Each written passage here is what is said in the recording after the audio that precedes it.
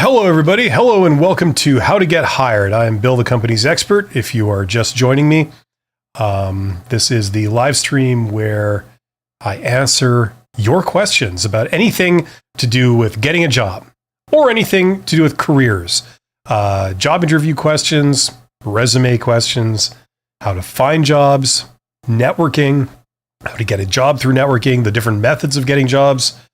That kind of thing. Anything you are struggling with or wondering about, I am here to see if I can help you.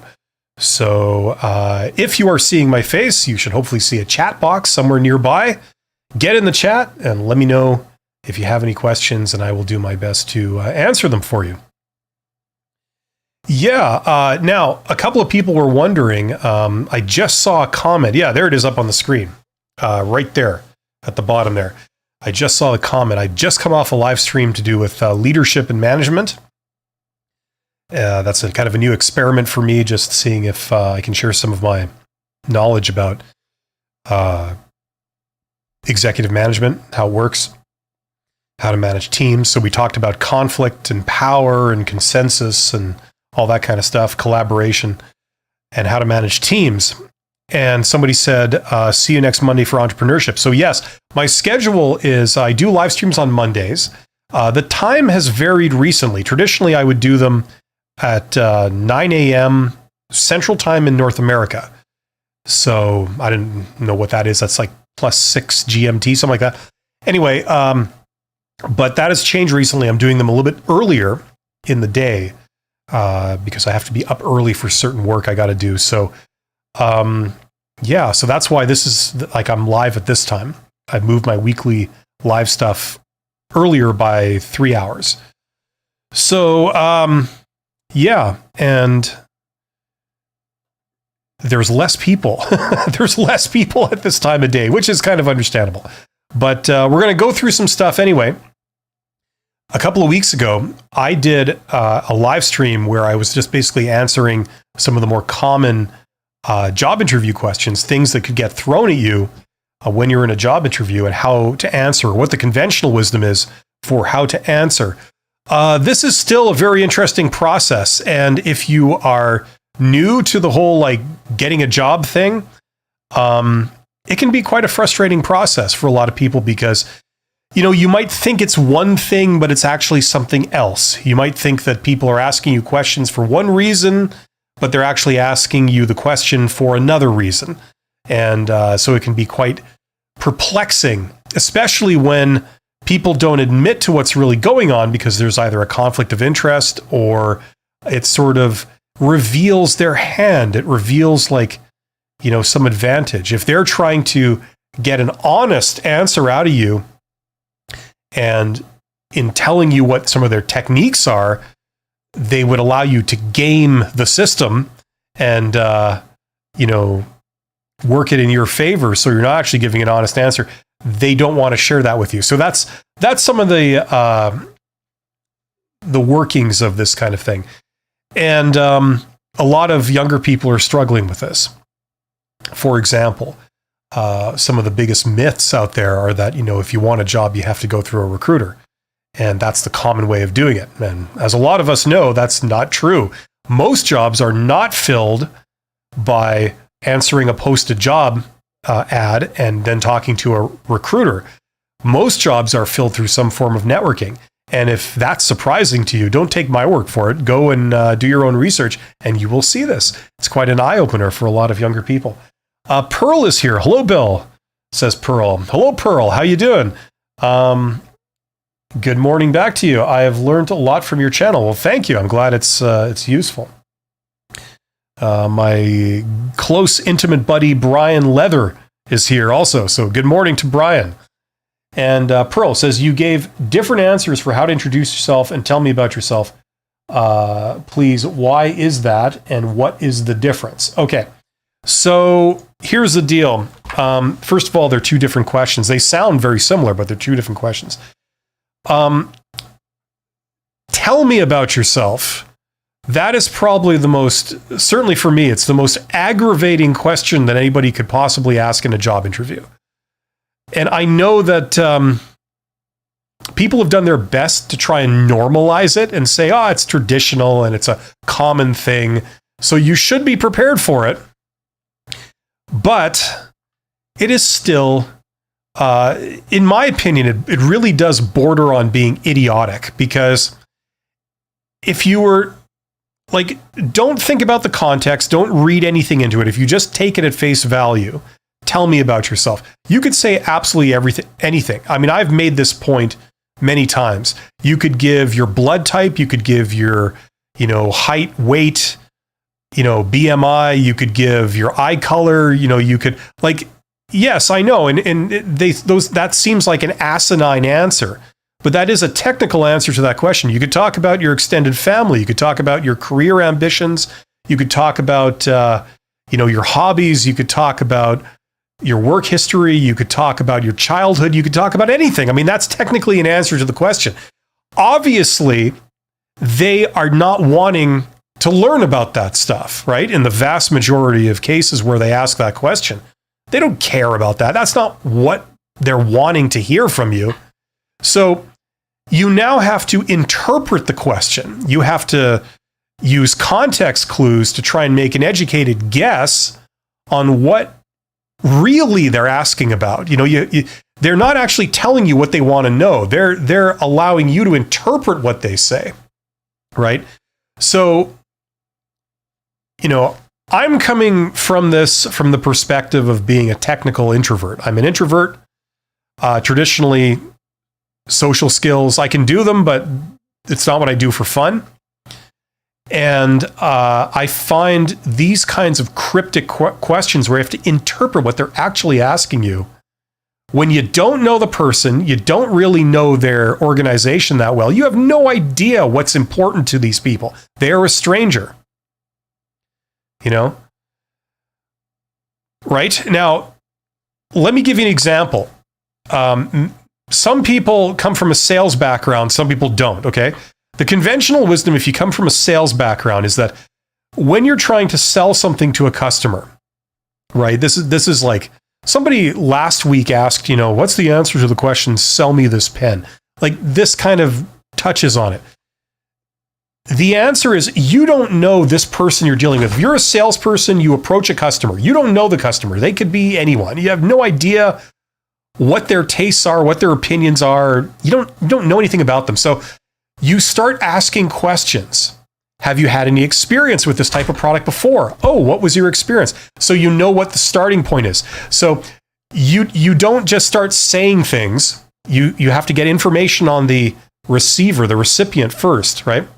So if you did that in this situation, in a job interview situation, when someone says, tell me about yourself, sometimes that can be regarded as like, oh, you're coming across as argumentative. Or because recruiters in general who stick to canned questions like this is how they're trained. And I know this because I've trained them. They get a little insulted when you're not just answering the question I'm asking you. Right? So you've got to use context clues for that. So the answer I give for tell me about yourself is, and it didn't come from me, this came from like a top level recruiter that, I interacted with like 10 years ago or something. She was an executive recruiter, and this is where I got this answer from. I mean, it's not super original, but she was saying, well, here's what you do. You stick to the material that's on your resume. And when you think about it, that's what's appropriate. You're in a job interview situation. Presumably, the material on your resume is relevant to somebody trying to determine your suitability for this job. You put your relevant information on your resume. So that information is not only relevant, but it's also safe, because if there had been an issue with the information on your resume, they would never have invited you in for the interview. Right? If you had said something like, oh, I spent 10 years in this industry, and let's pretend that was a deal breaker for you being suitable for this job. If they saw that on your resume, they wouldn't have then invited you in for an interview, right? So that's why I say what I say about tell me about yourself. You give a very quick summary of your resume, like 30 seconds if you can. The other reason is they're asking this question as an icebreaker just to get some kind of interaction started. some kind of back and forth, right? So it doesn't really matter what you say too much as long as you play up to the icebreaker. It's like, yeah, sure, let's get into this, let's have a conversation. So for all those reasons, that's why I say the answer to tell me about yourself, if it's asked as an icebreaker in a job interview, it should be your essentials. I have an engineering degree and an MBA. I'm a black belt in this. I'm a black belt in that. And I've worked for 10 years here. I've worked for 10 years there. I've worked for 10 years here, and I'm looking for this, and that's why I'm here. There you go. That's a great introduction. Now, they're not telling you what they're really wanting to know. And if you just try and randomly guess what a stranger really cares about, you're probably going to guess wrong. That's the issue. So that's different from please introduce yourself, which, is a little bit different because you can be asked that. You're usually asked that not in a job interview, but in many other business type situations. You might be thrown together in a room with different people and they say, I'd like all the attendees to please introduce themselves. We'll start with you. Can you please introduce yourself? And you're not going to go down your resume. You're just going to make it even more compact.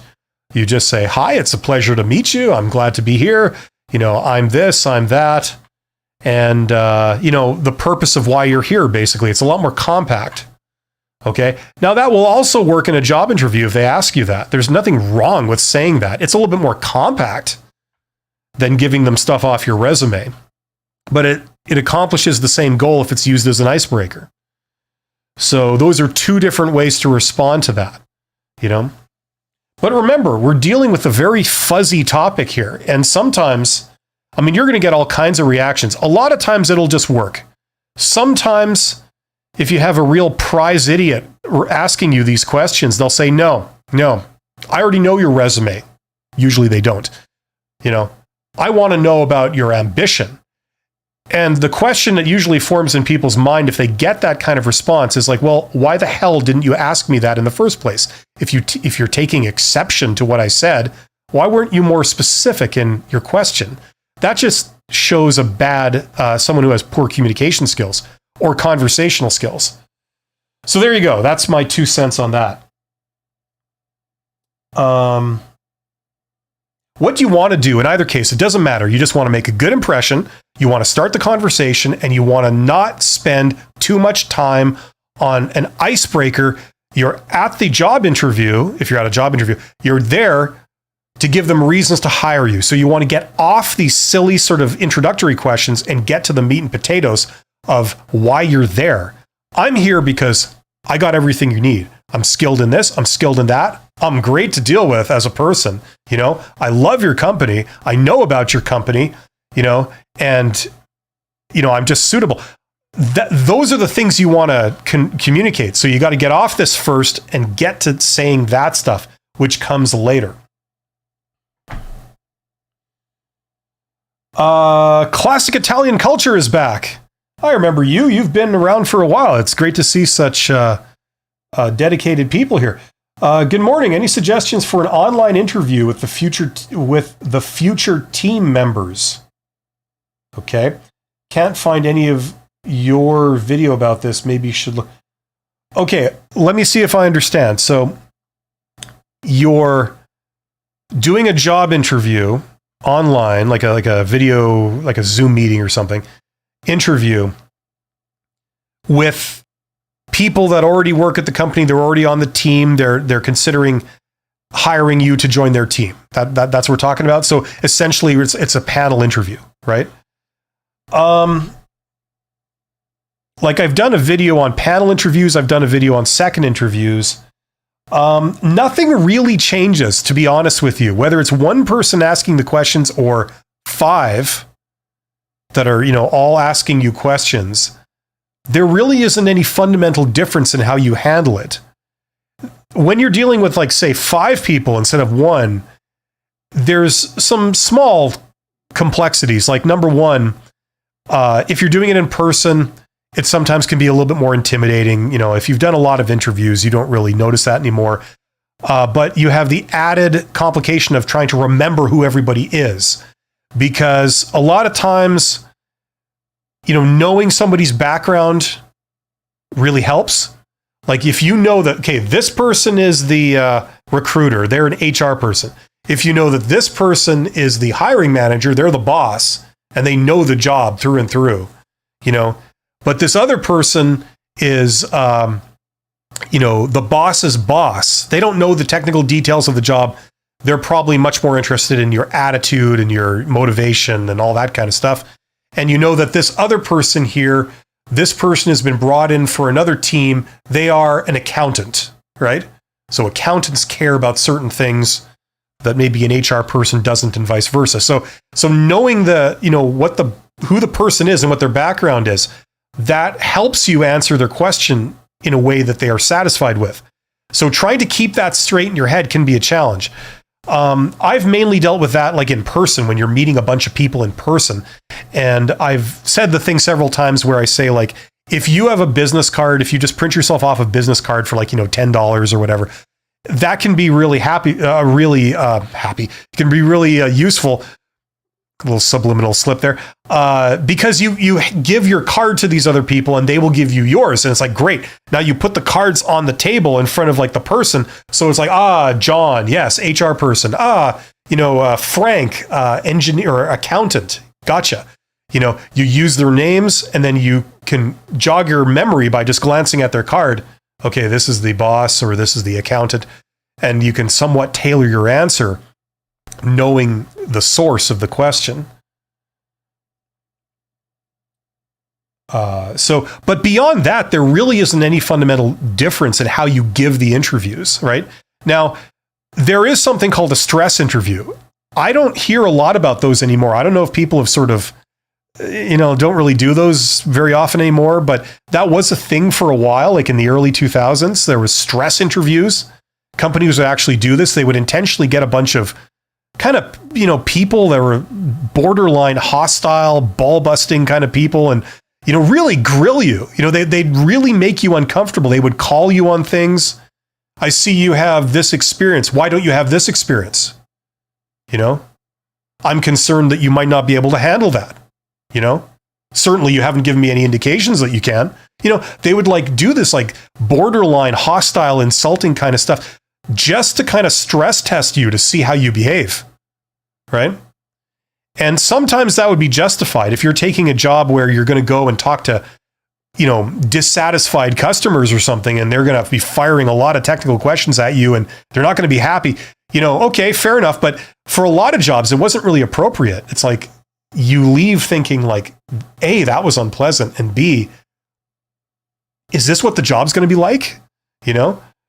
So a lot of times they do more harm than good. They turn away some talented people who didn't understand what was going on. Because they don't announce this, right? They don't say we're doing a stress test. You just walk into it. Feels like an ambush, right? But beyond that, just handle it like any other interview, okay? If it's a second interview, make sure that you're aware of like the differences between a first interview and a second interview. Second interview, they try and go beyond the canned answers, right? So you got to get your story straight and you got to not let down your guard. Hopefully that makes sense. Classic Italian culture, that long-winded answer I just gave you. How do you say this? AESRI. Good morning. Why is the cover letter important for some firms? What kind of features should a cover letter comply with before the interview? Traditionally, the cover letter basically explained why you were applying and what position you were applying to. Because if you just send a resume, like people don't know, are you applying for a job? What job are you applying to? Why, are you applying? How did you hear of it? Basic questions like that. Traditionally, that was the point of the cover letter. Now, because you've got a lot of weird psychological things infecting, and I use the word infecting intentionally, the study of HR and how HR is taught.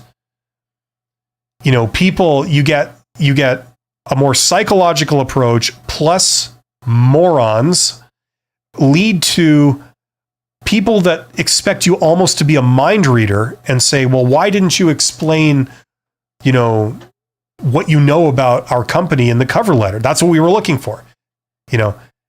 And most people would say, well, you didn't ask me for that. You didn't make any mention. And the answer always comes back, well, you're just supposed to know.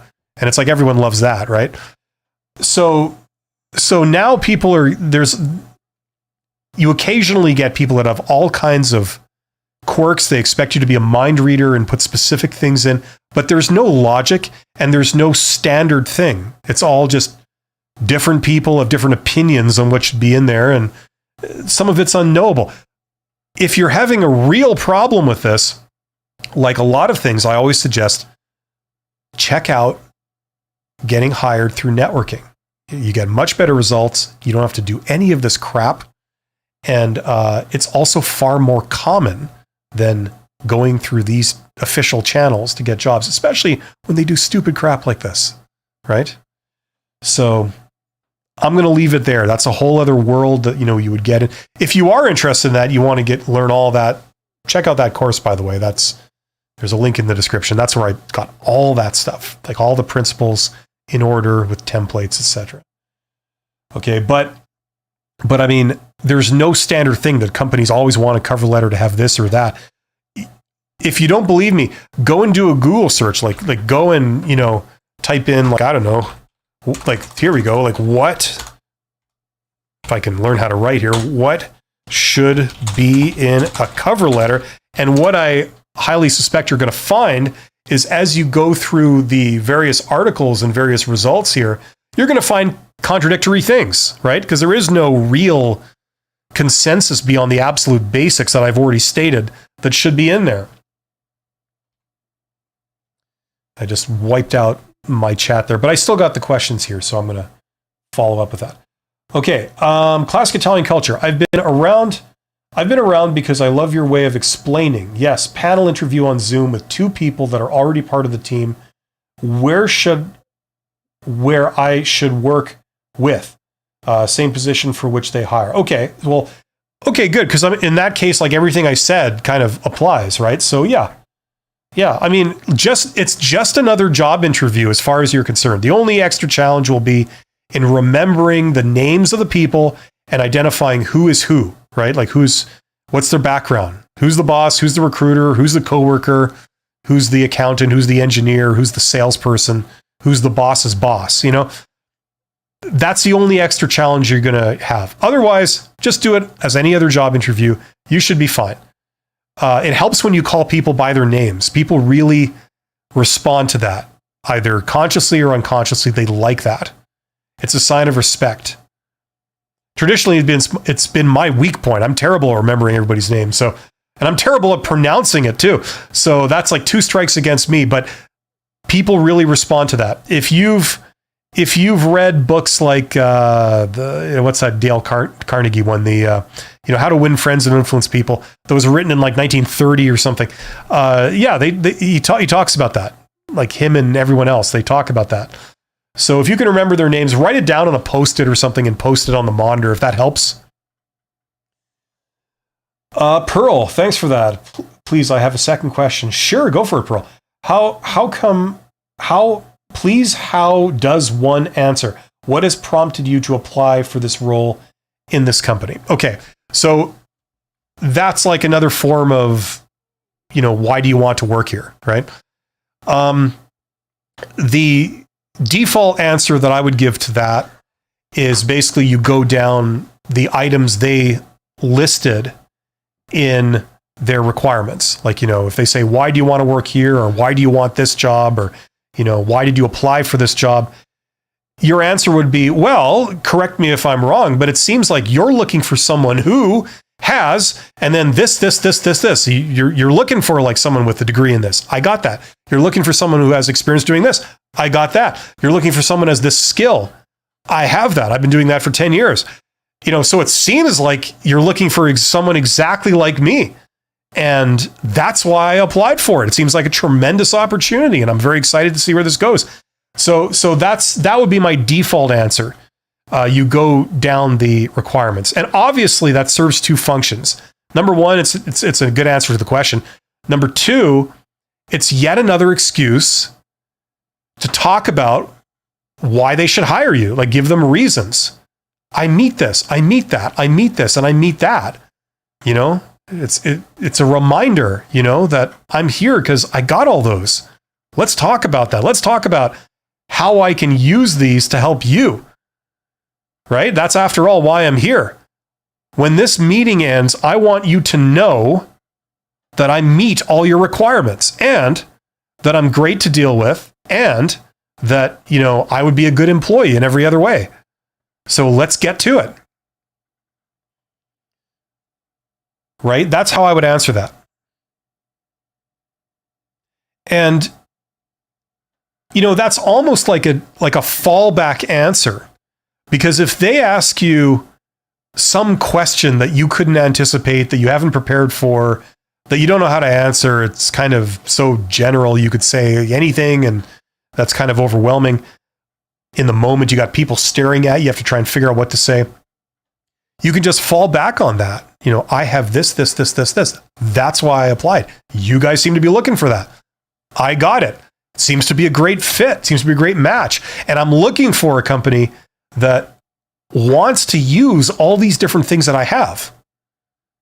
You know, I'm not interested in working at a place that just, they will only make use of one thing that I have.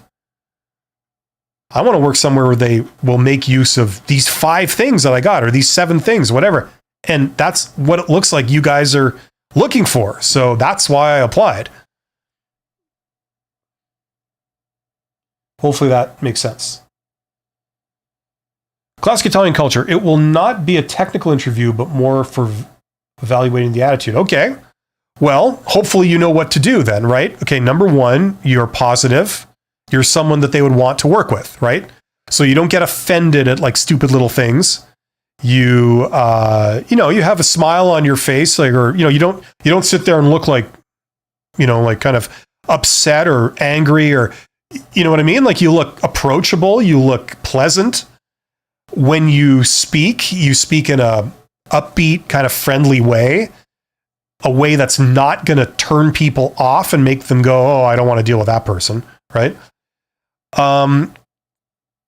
If they do kind of throw you a curveball in some way, you don't know how to answer, you know, if you can, the best thing would to try and make light of it. Like, well, you know, I hadn't thought about that, you know, something like this. And, you know, well, I would just say, then go back to a default answer so it isn't a disaster, but do it in a positive way, right? And don't get upset, and seem like you actually want that specific job. Like, you actually care about that job. Maybe the reality is you're applying for a whole bunch of jobs. You're taking whatever interviews you can get. You don't really care too much about which job it is, but you just need a job. Don't let them think that that's what you're thinking, right? Make them feel like they're the most important job that you could go for, you know? Like, then they will enjoy dealing with you. Then they'll have a good feeling about you. And then beyond that, like, when it comes to the culture, how they speak, how they act, when it comes to other things, err on the side of mirroring them, right? If they all have a certain way of talking or a certain way of acting, or, you know, whatever, you know, try to be similar to them, because then it will give them the impression that you fit. You know, you belong here. You look like, I get the vibe that you kind of would fit in here. You know, you're kind of like us, right? If they talk in a very formal way, you know, you try and talk in a formal way. If they talk in a very laid back, kind of informal way, you kind of do a bit more of that, you know. But that's about all the guidelines I think there are for that. Right? So, like, hopefully your attitude should match. It's positive, it's upbeat. You know, you're happy to be there. You're excited to work there and do that kind of work. You don't have any moments in the interview where they say something that you're kind of like, ugh, you know, none of that. And if it's with the boss's boss, if they're also present, that's the big thing they're looking for. They're looking for attitude. They're looking for people that sort of get their way of doing things, their culture, right? And would fit in. That's what I would say to that. How do you say this? Surhat? Surhat says, I was interviewed exactly a week ago for a position at the Joint Force Command Norfolk by a panel. Is that in England? Like Norfolk, England? I think it was pretty good. What does their commendations mean about the outcome of the interview? Their commendations. What? I don't understand what you mean. By the way, I prepared for both interviews by using your techniques. I think they were really impressed by my preparation, but I doubt they would hire me because I live in Turkey and they might have someone from the US who can start earlier than I can. Oh, no, in the US. Okay. So Norfolk in the US. I think it was pretty good. What does their commendation mean about the outcome of the interview? Is that like a military term in this context? Commendation? Like a commendation is like a medal or, if they commend you, or it's like an official kind of military thing, right? Where they, mention you in dispatches. I'm not sure. But if you could just rephrase the question. I get your story. Just rephrase the question. Okay. Like if you're asking for did I do well or what are my chances? I mean, that's unanswerable. I can't answer that. I wasn't there and I don't know what these people are looking for. So, it's random chance. It really is. I mean, you take your best shot and the outcome is random chance. Some people, if you get an interviewer that just happens to be looking for what you have, great. If sometimes you don't and there's nothing you can say or do, it just doesn't work. It's not a reflection on you. It's just that you didn't match what they happen to be looking for. So try again. Just keep the goal here is the way you succeed at this is that you focus on quality and quantity. You got to do more opportunities. You got to have more interviews. You do your best and that's all you can do, but you're flying blind. You don't know what they're looking for. You don't know what they care about. So, there's going to be an element of random chance. Pearl is asking, is there any reason why you would not hire me? A good question to ask at the end of the interview. It's not the worst thing you could say, but I would phrase it differently. Okay. Now, something I've recommended that, when people, when they usually at the end of a job interview, they ask you, do you have any questions? Right? In some way, shape or form, they're going to ask you that. And just some guidelines, don't say no, always have questions. And one question you could ask is you could say, under certain circumstances, it would be appropriate to say, have you seen anything in other candidates that you haven't yet seen in me that I could perhaps speak to? I would not ask that if the interview kind of felt bad, like it felt awkward and it didn't feel like a success. But if you had a good positive vibe throughout the course of the interview, it seemed to be going really well, then I think that's an appropriate question. Okay. But the problem with saying it, you got to really watch how you phrase it, because the thing is, they're not going to, most people are not going to tell you what's going on in their head. Because if they're making an assessment of you, they're not going to say, oh, I'm sorry, that was a fail. There's many reasons why they're not going to do that. It's awkward. It also reveals their thought processes of what they're looking for. Now, that only works when they keep it a secret. Because if you know that they're looking for a certain thing, you're going to fake it, right? And then they won't be able to tell, right? So that's the logic behind it anyway. So you got to be careful how you ask that. If you put them on the spot, they don't like being put on the spot. It makes them feel awkward. So I would not do it unless you had like a real positive vibe. And I wouldn't phrase it like that. I'd phrase it a little more diplomatically. Have you seen anything in other candidates that maybe I could speak to? So a little bit more disarming, right? I've done that. I've done that in at least one CEO interview I did. So yeah, like I'm practicing what I preach here. Sirhat says, one said impressive, the other thanked me because I was really prepared. Well, so on. Okay, so that's what you mean by commendation? Is that what you're saying?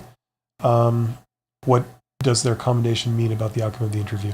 Yeah, well, kind of the same thing I just said to Pearl also kind of applies to your situation, Sirhat. They're not going to, like, if you're expecting them to, like, give you an answer at the interview, if you passed or not, they usually won't be able to do that, right? Number one, they will not want to do that a lot of times. I mean, look, as I said before, this is a very fuzzy thing. There's exceptions to everything, but usually, number one, people don't want to give you their assessment at the interview. A big reason for that is A, they may not know what the outcome is, because especially if there's more than one person involved, they would have to confer afterwards and talk about it. What did you think of that person? What did you think about, and then come to a consensus on yay or nay, right? They haven't done that yet. There hasn't been a chance. Number two, if the outcome is a no, which, let's face it, most job interviews are, because they always talk to more candidates than there are positions. So most people will go away with a no. That's just the odds. They have to say no to your face. It can be awkward. It can be an unpleasant experience. And that also doesn't do you any favors to make them feel awkward dealing with you, right? So it's not really in your best interest to ask questions like that, because it might have been going well, and then you said, so did I pass? And they're like, how can I put this? No, you didn't. Sorry. And it's like just awkward and unpleasant, right? So, I understand that you might want to know the outcome, you're impatient to know, but it's best if you just resist the temptation to ask that directly, in my opinion. Okay.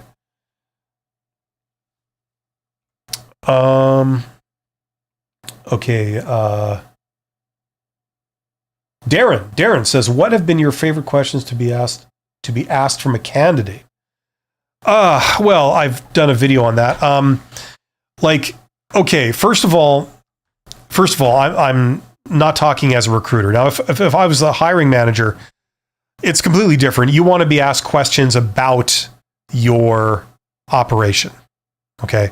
If you're like the best in, like, I try to, when I was managing people and hiring people, I would try my best to not do conventional job interviews with a recruiter. I think they're extremely ineffective.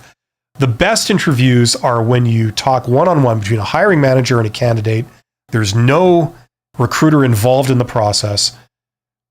There may not even be a job firmly in the process. You're just having a conversation with someone who's interested in your company, and you're thinking like, this person's good. Maybe I can hire them, but you haven't stated that explicitly yet. But the best questions are where they're interested in what you've done, what you're doing, how you're doing it, why you're doing it. And they ask intelligent questions about the process that shows that they get it, they understand, they know what they're talking about. You can talk about the stuff with them, and they obviously have the industry experience and the knowledge to be able to speak meaningfully about it. Those are the best interviews. Those are the best types of questions. Now, to answer your question, the way it's written, generically, if you're in a job interview with a recruiter, what are some good questions to ask? Is you ask about the position, you ask about the company, you ask about the industry. Okay, so the position. What is going to be the biggest challenge for whoever gets this job? What's going to be their biggest challenge? What are they going to be spending their time on? What do you expect them to accomplish in the first 30 or 60 or 90 days out? You talk about the company. What's the biggest challenges facing the company right now? Where do you think this is going to go in the future? Okay, where's the company going to be next year? Are you hoping for big growth, or this is kind of we're just hoping to improve our quality? What's the biggest initiative you're working on right now? The industry, what are skills going to be needed in this industry? To do this work in the future, what's going to be the biggest challenge? What are going to be the new disruptive elements? What's going to be the new technology? What are going to be new skills required? Is it going to change the way we work in this industry or in this job or in this company? Any question like that would show that you're kind of on the ball. Now a recruiter may not know the answers to these, so you got to tailor it depending on who you're talking to. But a hiring manager, that's where a lot of, like, more often than not, that's where their ears pick up. They go, oh, this is getting interesting. And they start thinking like, in the next year, we're going to need to hire more people that have this, because we're not really doing it, but other companies in this business are starting to get into this, and that might be the next big thing. So, if people have skills in this area, that might be a good thing. And you're like, yeah, I agree. I'm interested in that myself, that kind of thing. So those would be good questions about the role. You can ask a lot of questions about the role. What would the typical day be for someone in this role? Would someone need sales sort of skills over organizational skills, or would it be more organizational skills over sales skills? Things like this. Those are all very intelligent questions to ask.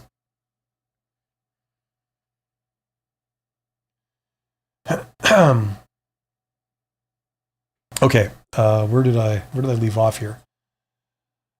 Good morning. Why is a cover letter important?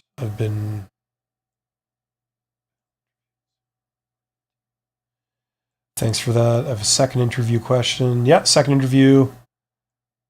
How does one answer? What has prompted you to apply for this role? This just went back to the beginning for some reason. I apologize for that. We are experiencing technical difficulties. The important thing is to not be afraid or alarmed. Just return to your seat and fasten your seatbelts. And read the safety pamphlet that everyone does. What has been your favorite question to be asked from a candidate? Yeah. Okay, I answered that. Okay, here we go. The Drake hits. It's the Drake, ladies and gentlemen. The Drake is here. The Drake is in the room. When you get hired with a new employer, how soon can you fast track to a promotion after showing value? Well, that's going to depend on what industry you're in, obviously. Sometimes it can be as little as a couple of months, but that's only under very extreme circumstances. And I'm thinking like you'd have to be in the financial services industry or some other kind of fly-by-night type thing where they've got more money than sense. And it would have to be, you've got friends in high places that are trying to fast track you into a certain role, right? That's kind of what leaps to mind. But for most people, you're in your role for at least a year. Like if you're promoting somebody in a substantial way, less than 1 year than they've been in a role, usually that leads to issues. Okay. But I mean, it depends. Like, are you talking about a raise where your duties stay the same, your responsibilities stay the same, the job stays the same, you just get a little bit more money? Or are you talking about like, instead of being a worker, now I'm the manager, managing the entire team, calling all the shots, right? Like, obviously it depends, right? In which case you need at least a year to even learn that job, right? So let alone mastering it and then being promoted beyond it. Does that make sense? Now, if you have more specific information, we can maybe get into it more specifically. Larry says, what do recruiters and hiring managers find more important? Lack of weakness or highlighted strengths? That's up to personal.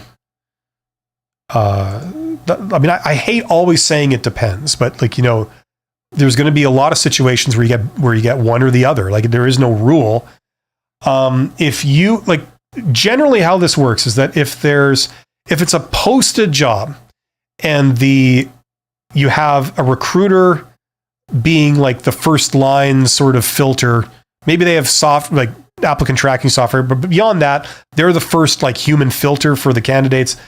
And you've got an inundation of candidates. You've got 1,000 people that applied for the job.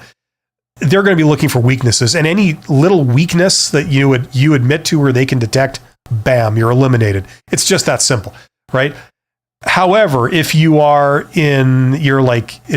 a higher position, it's a management position where you're not at the worker level, you're at the manager level, you're having to make decisions, you're having to make big decisions, and you're in the final 3 candidates, they will overlook a lot of weaknesses. I mean, I'm speaking from experience. They will overlook a lot of weaknesses if they feel that you really have good judgment and you have the potential to be great in the role. Doesn't mean they'll always get past the weaknesses, but they will give you every chance. They want to make sure, especially recruiters, they want to make sure that, it's not that they misinterpreted what you said or your wording or your phrasing. They want to make sure that, if they're going to eliminate you because of a weakness, they better be damn sure they know what they're doing. Because at that point, you've got managers, you've got potentially owners, you've got, higher stakeholders involved in the process, and they'll want a good reason why you eliminated one of the top 3 candidates that they might have had an opinion on at that point, right? So it takes all kinds. It also depends on people's tastes. Like when people choose what food they're going to eat, they go to the grocery store and you could buy hot dogs, you could buy a birthday cake, you could buy, lettuce, you could buy, a rotisserie chicken. Like, what criteria do you use to determine that? Well, you're going to get all kinds of thought processes that lead to people choosing different things there. There's no one standard answer. Okay. Now, as I say, like I said to the Drake, if you have a specific situation, give me some of the details, and then I can give you more of a specific answer.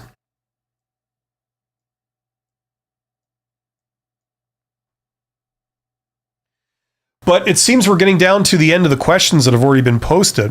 I'm going to go back to my other screen, which I got away from for some reason. Here we go. Yeah, like, look, the tendency for a lot of people, and I'm sure I did this when I was younger, is you want to try and analyze this process to the nth degree and try and this tiny subtle detail, like this minutia, should I do this or should I do that? It's unknowable because you're flying blind. You're dealing with somebody you don't know. You don't know what they're looking for. You don't know how they think. You don't know how they make judgment calls.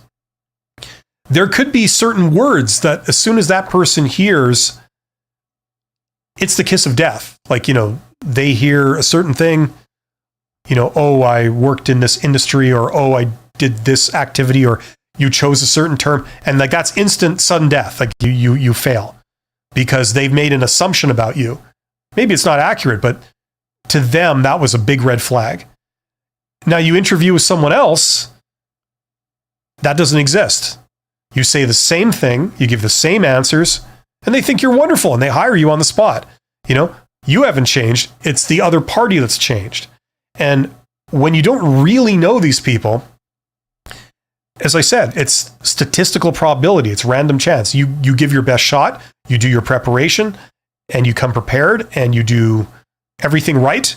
And some people will still find reasons to eliminate you as a non-starter. Other people will think you're fantastic, right? So you have to happen to have what they happen to be looking for, right? And they've stated some of their requirements on the job posting if you're responding to a job posting. But a lot of the requirements are unstated, right? Just like they're not listing their turn-ons and turn-offs, Somebody might have a bias against accountants. I wonder who that could be. Having dealt with a lot of accountants and seen a lot of accountants promoted into managerial type positions and then promptly screw everything up because they look at every business decision through the lens of accounting. Someone might have seen that and so is biased against putting an accountant in a management role for that very purpose. Other people may not have that hang up, but they have a bias against, say, engineers, because maybe they've spoken to a few engineers in their life and those engineers are very gruff and they didn't have any social skills and they didn't have any tact, and they made that person feel uncomfortable. So they're biased against hiring all engineers, for a management position. So you never know what you're up against. So all you can do is, prepare and try and play it safe, and then give it your best shot, and then focus on looking ahead to the next opportunity. That's what this process is all about. And if you do enough of these, sooner or later, you're going to stumble across a person who just happens to think you're great, either deservedly so or undeservedly so, and they hire you, It's like a sales process. The salesperson tries to make a sale and they employ the same tactics. And sometimes it works on people and sometimes it doesn't. but they don't completely go to pieces when they lose a sale. They just go and try and make another sale to a different person. You know, and you know that your method is successful, say 20% of the time. You know, so if you sort of, try to sell to enough people, you will be successful, even more, because you have an approximate 20% success rate or whatever it is, right? Same with job interviewing. It's exactly the same process. It's statistical probability. You do more interviews. Let's say you have a 2% chance or a 10% chance or whatever chance you got. If you got a 10% chance, on average, you go to 10 interviews before you get hired. If you got a 50% chance of success, maybe the industry is booming, you do an average of 2 interviews before you get hired. That means you could still end up doing 5, but the odds are is that it will happen in about 2, right?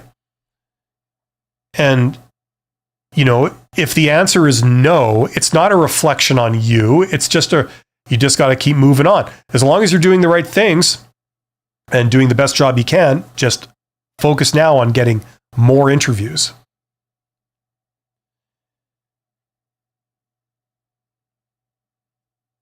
Right?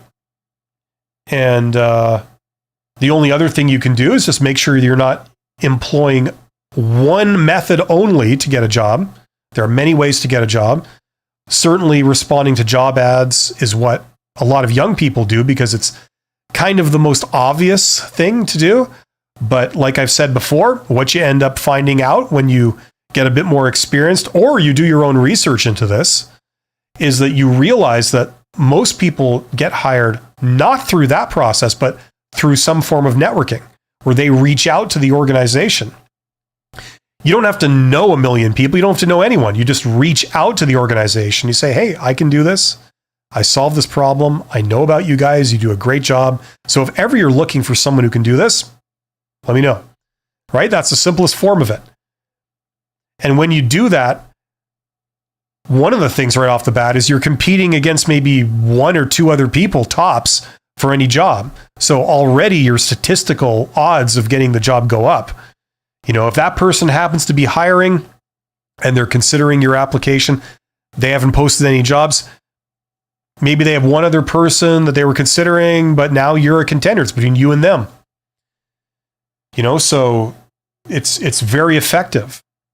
And you don't have to take my word for any of this. Go and do your own research, and you will see that that's what the numbers show, like for how people get jobs. Anyway, unless we have any other questions. Okay, something weird is going on. My feed is frozen, but I see that there's questions on the screen here. That's strange. This thing has been acting weird a couple times in the past. So let's look at those. Okay, Darren says, can I get all those ingredients to make dinner tomorrow?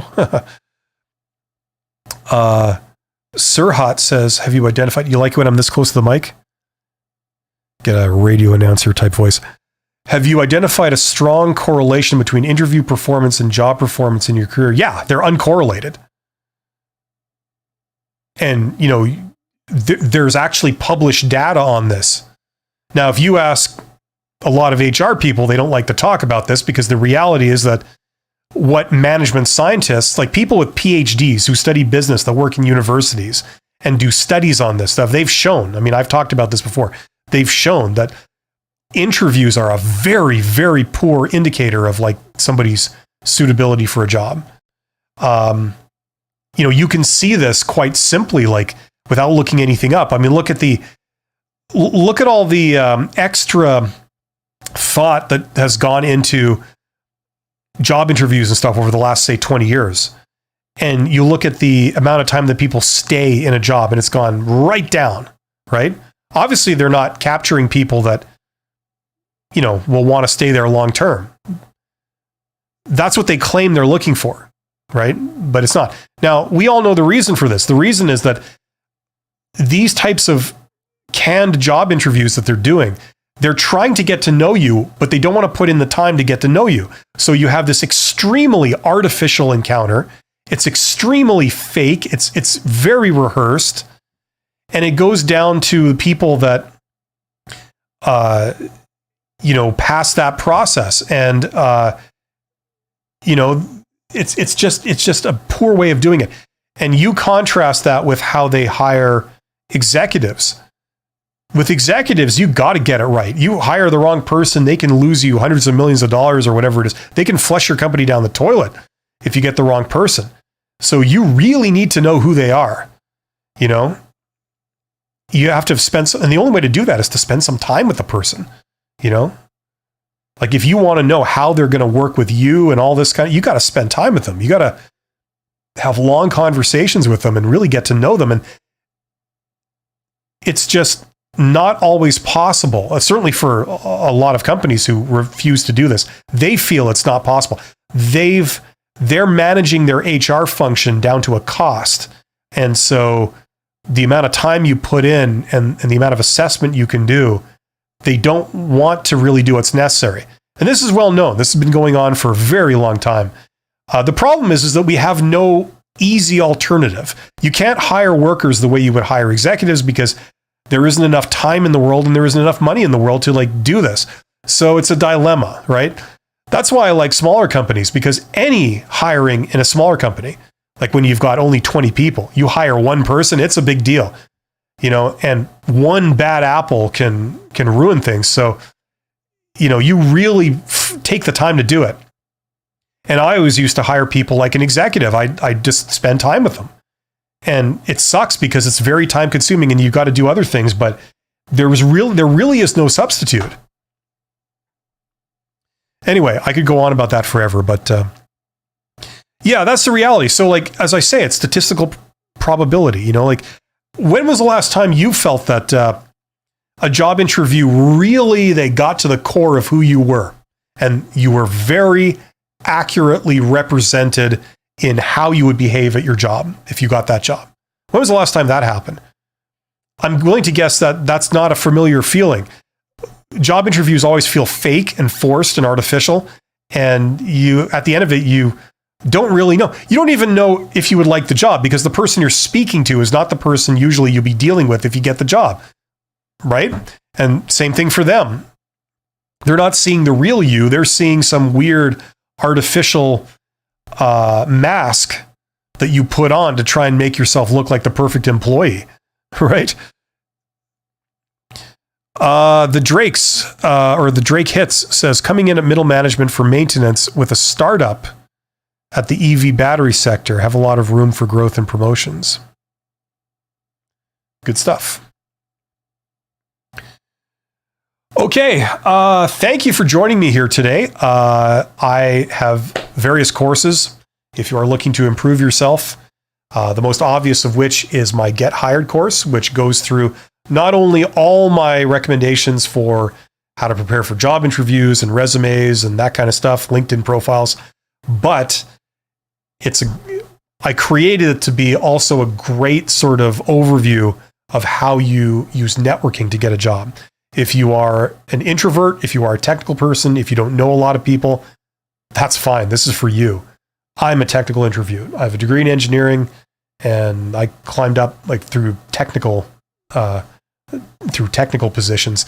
But I built a consulting business using networking, and this is how I've done it. And I put that into that course. That's the most obvious. If you are wanting to learn business, if you're wanting to learn the business principles of how you manage something, what leads to success, what are the different areas of business, all that kind of stuff, this course may be of interest to you. It's the $100 MBA. What I do is I basically give you a course which it's a self-study MBA. So you get all the textbooks. It's the same textbooks they use in the business courses, in MBA programs all over the world, including places like Harvard Business School. They use the same textbooks. You read the book. Okay, I provide a couple of videos per subject that guide you through the subject, and I give you my sort of take on it for what that's worth, and